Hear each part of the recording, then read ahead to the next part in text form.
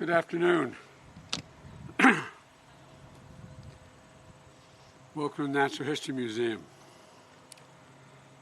You know, as a nation, we faced one of the most difficult moments in our history, in my view.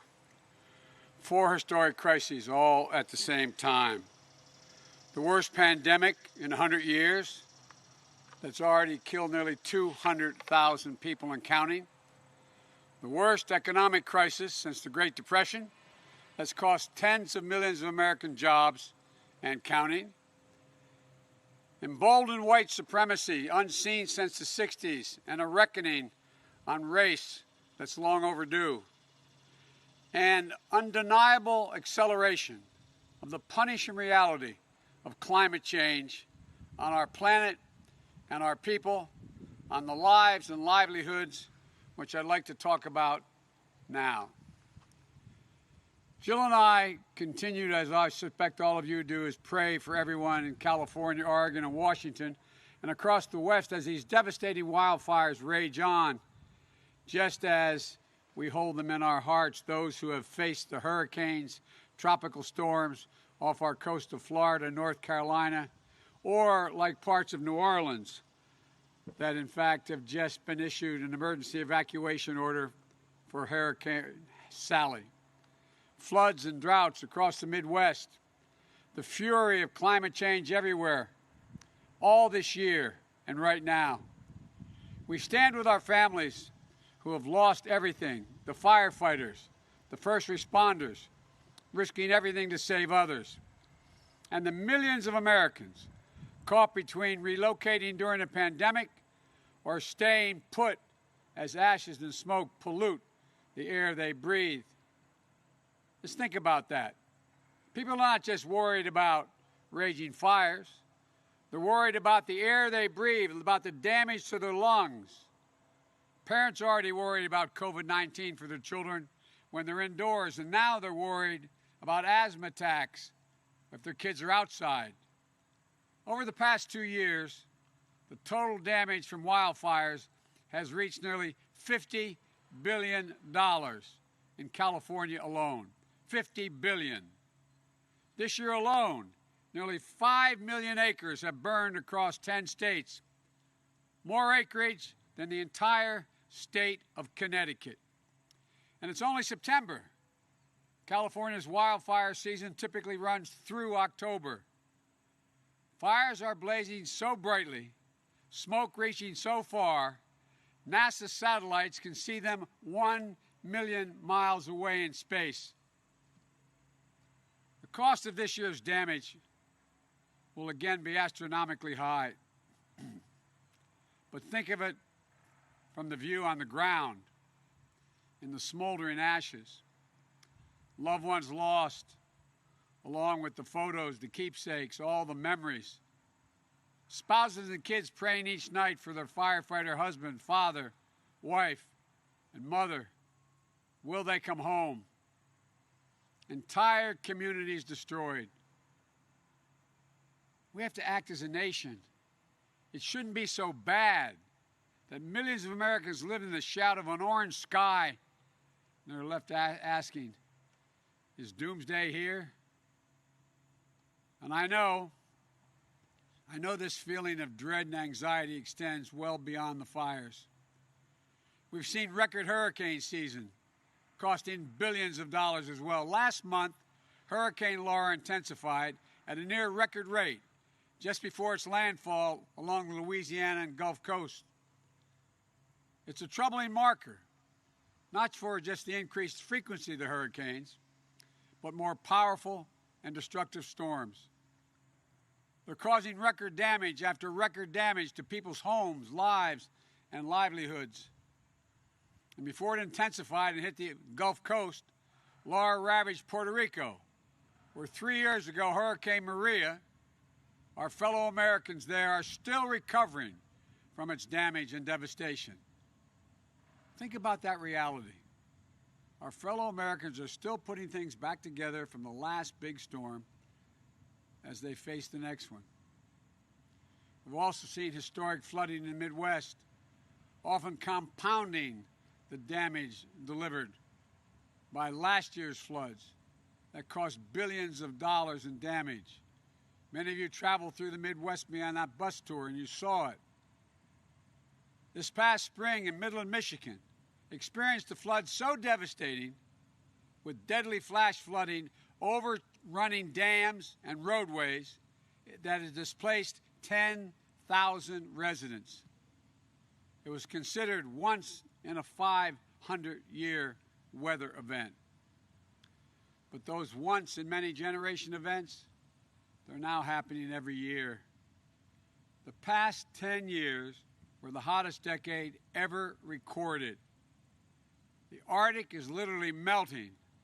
Parts are actually on fire. What we're seeing in America, in our communities, is connected to all of this.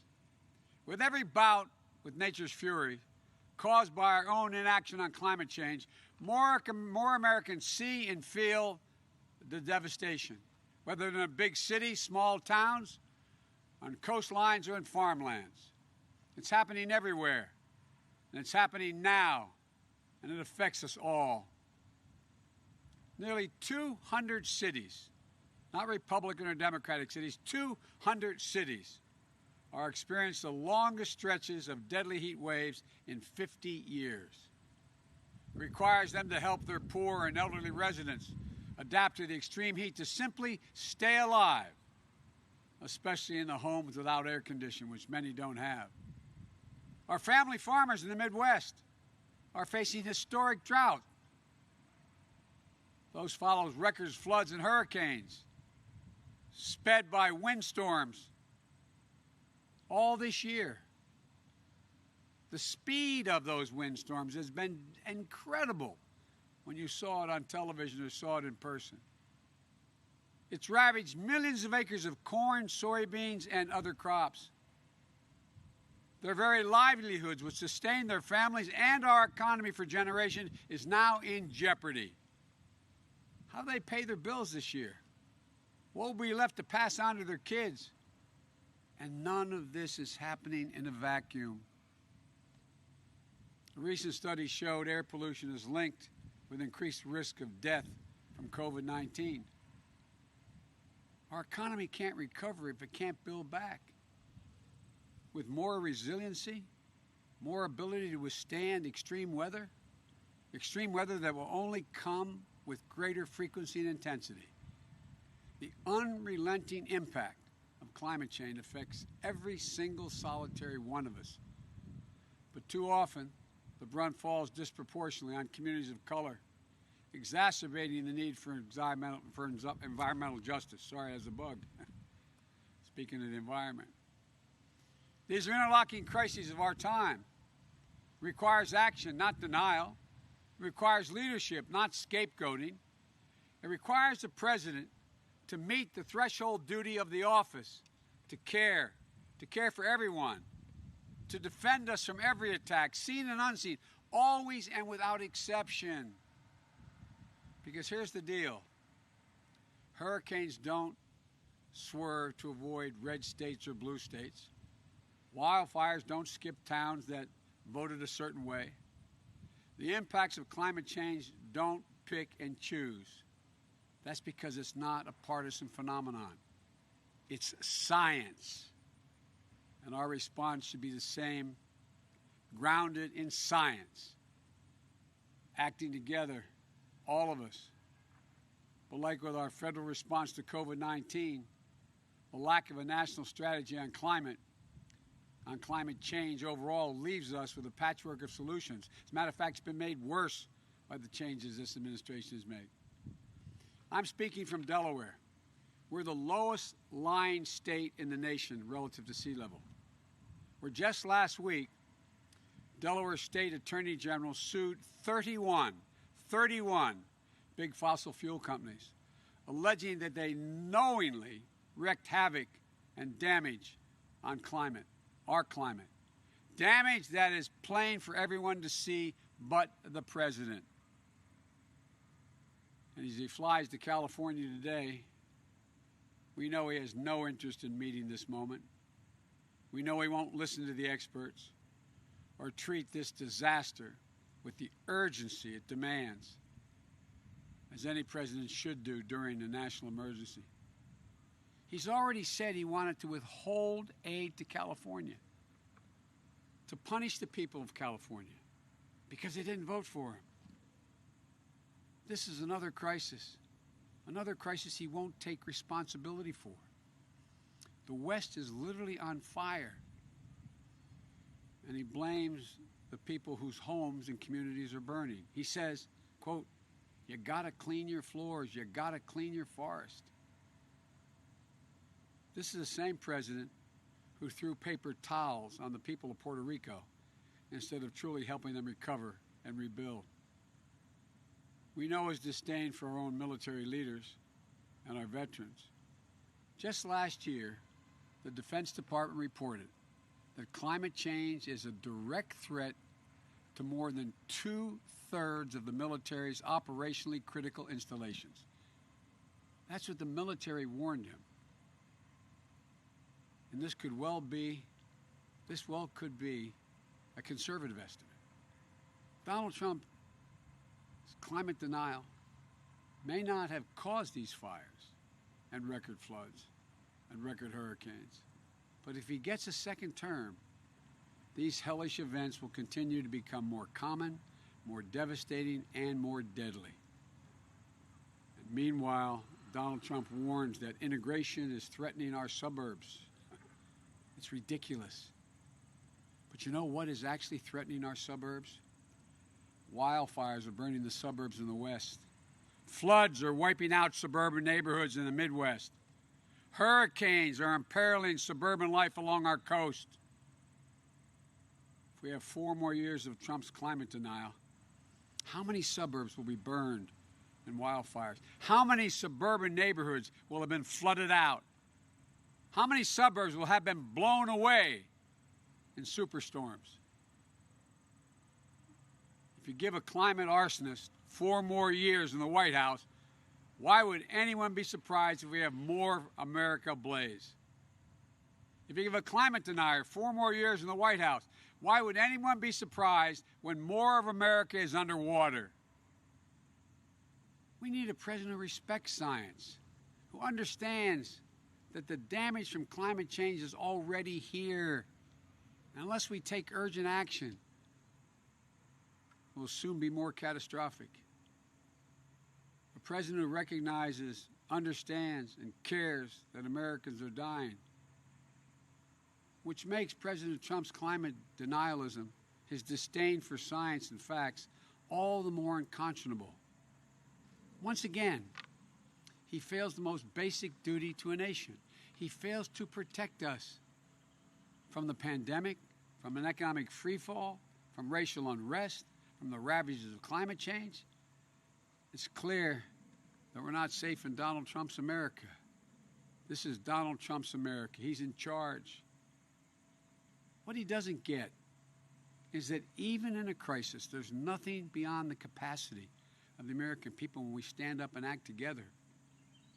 And while so many of you are hurting right now, I want you to know that if you give me the honor of serving as your president, we can and we will meet this moment with urgency and purpose. We can and we will solve the climate crisis, and we'll build back better than we were before. You know, when Donald Trump thinks about climate change, he thinks hoax. When I think about it, I think jobs. Good paying union jobs that put Americans to work, building a stronger, more climate resilient nation. A nation modernized. We have modernized water and transportation systems. An energy infrastructure to withstand the impacts of extreme weather and changing climate. When Donald Trump thinks about renewable energy, he sees windmills somehow as causing cancer. I see American manufacturing, American workers racing to lead the global market. I see farmers making agriculture the first in the world to achieve net zero emissions, and in the process, gaining new sources of income. When Donald Trump thinks about LED light bulbs, he says he doesn't like them because the lights are no good. They always make him look orange. I see small businesses and master electricians designing and installing award-winning energy conservation measures, rebuilding buildings across the country. This is going to reduce electrical consumption and save businesses hundreds of thousands of dollars a year in energy cost. While he turns against our allies, I'll bring us back into the Paris Agreement. I'll put us back in the business of leading the world on climate change. And I'll challenge every other country to up the ante on climate commitments. Where he reverses the Obama-Biden fuel efficiency standards, he picks big oil. He picks big oil companies over American workers. Even when the automobile industry agreed, he'll not only bring the standards back, I'll set new ambitious ones that our workers are ready to meet. I'll also see American workers building and installing 500,000 electric vehicle charging stations along our newly engaged infrastructure programs and highways all across the country. I see American consumers switching to electric vehicles through rebates and initiatives. Not only that, the United States owns one of them and maintains an enormous fleet of vehicles. And we're going to harness the purchasing power of our federal government to make sure we're buying electric vehicles that are made and sourced by union workers right here in the United States of America. And together, this will mean more than 1 million new jobs in the American auto industry. You know, and we'll do another big thing. It'll put us on a path to achieving a carbon pollution-free electricity sector by 2035 that no future president can come along and turn back. Transforming the electrical sector power to produce power without carbon pollution. It'll be the greatest spur to job creation and economic competitiveness in the 21st century. Not to mention the positive benefits to our health and our environment. We need to get to work right away. We'll need scientists at the national labs and land-grant universities, historic black colleges and universities to improve and innovate technologies needed to generate, store, and transmit this clean electric. We need engineers to design and workers to manufacture these new products. We'll need iron workers and welders to install them. We'll need to become the world's largest exporter of these technologies, creating even more jobs sourced in America. We know how to do this. The Obama-Biden administration rescued the auto industry and helped them retool. We made solar energy cost competitive with traditional energy and weatherized more than 1 million homes, which is just the beginning if we get reelected. And we'll do it again, bigger and faster and better than before. We'll also build 1.5 million new energy-efficient homes and public housing units that will benefit our communities and 3 times over by eliminating the affordable housing crisis, by increasing energy efficiency, and by reducing the racial wealth gap linked to home ownership. There are thousands of oil and natural gas wells that oil companies and gas companies have abandoned, many of which are leaking toxins. We can create 250,000 jobs now by just plugging those wells right away. Good union jobs for energy workers. This will help sustain communities and protect them from the environmental damage as well. We'll also create new markets for our family farmers and ranchers. We'll launch a new modern civilian climate corps to heal our public lands and make use of us less vulnerable, make us much less vulnerable to wildfires and floods. I believe that every American has a fundamental right to breathe clean air and drink clean water. And I know that we haven't fulfilled that right yet. That's true of the millions of families struggling with the smoke-created devastation of the wildfires right now. But it's also been true for a generation or more in places like Cancer Alley in Louisiana, or right here in Delaware along the Route 9 corridor, right here in Delaware.